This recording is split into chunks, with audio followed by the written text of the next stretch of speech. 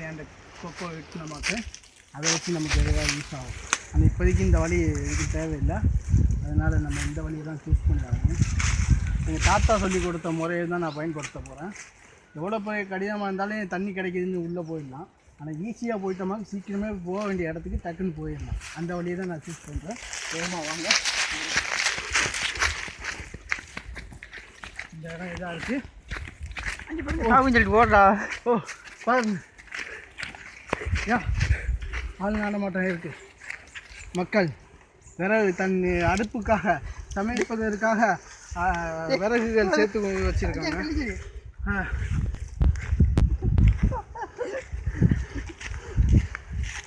ஓ மிக அருமையாக இருக்கிறது இடம்.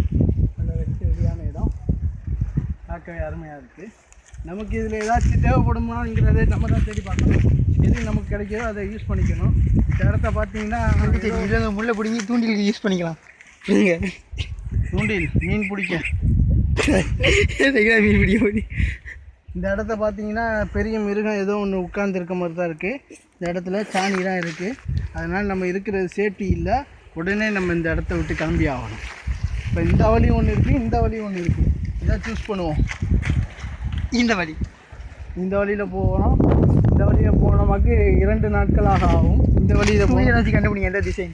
ஆமாம், சூரியன் என்ன பார்த்து நிற்கிறதுனால ஏன் உள்ளே யாரும் போக முடியாது. அதனால் இந்த வழியில் தான் போகணும். சூரியன் இருக்கிறதுக்கு தெற்கு திசையை நோக்கி போனோமாக்கு அதிக நேரம் ஈஸியாகவும் இருக்கும். வேலை உடனே நம்ம போக வேண்டியதுதான். வாங்க ஒரு நிமிஷம். இதான் சரியான முள்.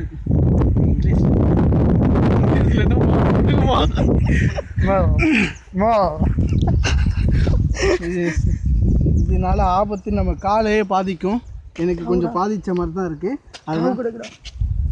வாங்க போடுங்க. கண்டுபிடிச்சிட்டேன்.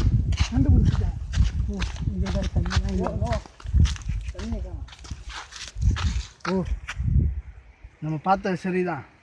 ஆனால் இங்கே தண்ணி கம்மியாக இருந்தனால இங்கே பார்த்தீங்கன்னா இது கொஞ்சம் கூட நாட்களாக தான் ஆயிருக்கு.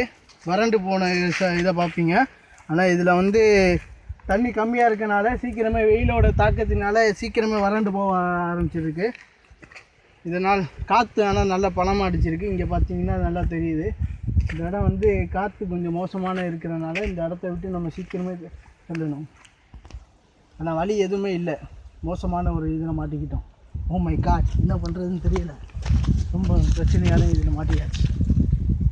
வழியை தேடி எங்கே அலைஞ்சாலும் கிடைக்கல. பாசம் தான் இருக்கும். கொஞ்சம் தான் கிடைக்கிறேன். சொல்கிறா தாய் ஏதாச்சும் நீ